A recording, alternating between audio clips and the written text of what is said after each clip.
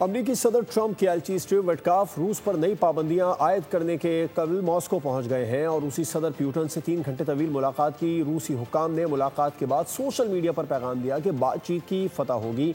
मुलाकात के इससे ज़्यादा तफसीलात मीडिया पर शेयर नहीं की जा सकती हैं।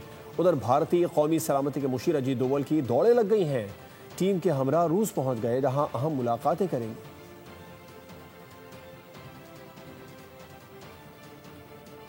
अमेरिकी सदर ट्रंप के एलची स्टीव विटकॉफ रूस पर नई पाबंदियां आयद करने से कबल मॉस्को पहुंच गए हैं और रूसी सदर प्यूटन से उनकी 3 घंटे तवील मुलाकात भी हुई है। रूसी हुकाम ने मुलाकात के बाद सोशल मीडिया पर पैगाम दिया कि बातचीत की फतह होगी। मुलाकात की इससे ज़्यादा तफसीलात मीडिया पर शेयर नहीं की जा सकती हैं। उधर भारतीय कौमी सलामती के मुशीर अजीत डोवल की दौड़ें लग गई हैं। टीम के हमरा रूस पहुँच गए जहाँ मुलाकातें करेंगे।